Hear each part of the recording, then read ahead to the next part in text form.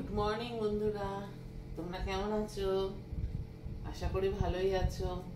আমি সকালবেলা উঠে বেলগুলো ঠাকুরকে দিয়েছিলাম। সেই বেল আর কালকে এনেছিলাম, তোমাদেরকে দেখালাম।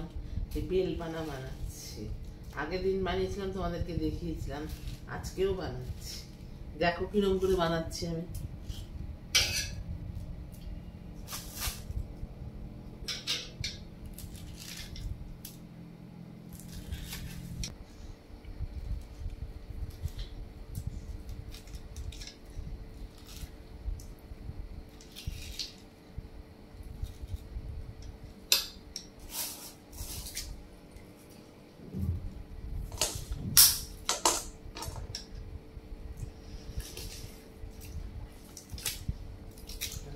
এগুলোকে এরকম করে চটকে চটকে বেলের পাকটাকে বার করতে হয়।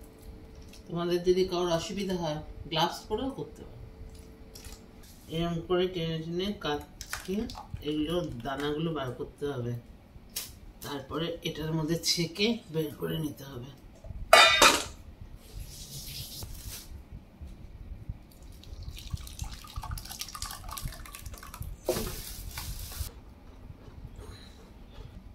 দেখেছো কাঠটা বেরিয়েছে, এই যে ছেঁকে নিলাম, এতটা দানা কাঠ বেরিয়েছে। আবার আবার ছাড়তে হবে।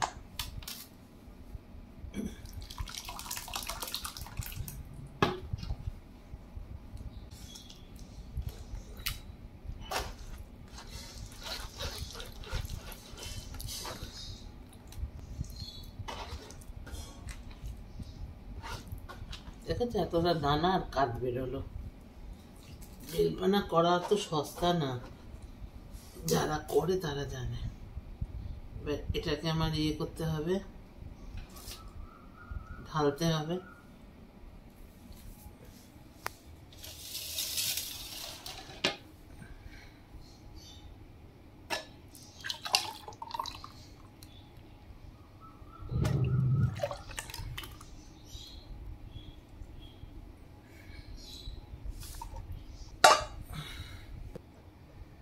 এটা তৃতীয়বার করছি, আর একবার করবো চতুর্থবার। বেলগুলো বড় বড় চারটে ছিল তো, চারটে বড় বেলে তো একটু হবেই। তোমরা দেখে নিয়েছো তো কি করে বানাতে হয়।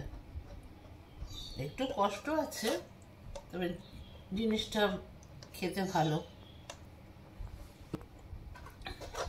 গরমকালে বেলপানা খাওয়া সবচেয়ে বেস্ট, কারণ শরীরটা পুরো ঠান্ডা হয়ে যায়।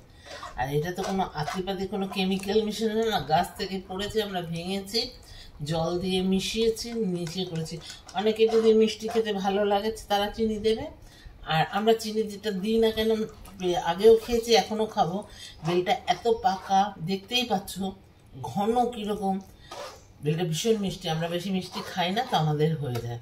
যারা মিষ্টি খায় তারা একটু মিষ্টি দিয়ে নিতে পারে।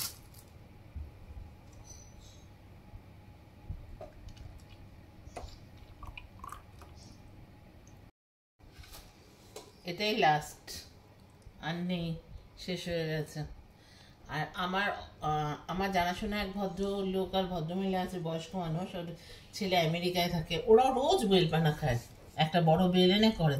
ওরা আবার কি দেয় বলো তো, একটু বিট নুন দেয় আর একটুখানি পাতিলেবুর রস দেয়, এই দিয়ে খায়। ওরা চিনি চিনি দেয় না, তো আমি ওইভাবে খাই না। বেলটা মিষ্টিই আছে, জলের মধ্যে গুলে ছেঁকে নিলাম, হয়ে গেল। একদম পুরো পরিষ্কার পুষ্টি।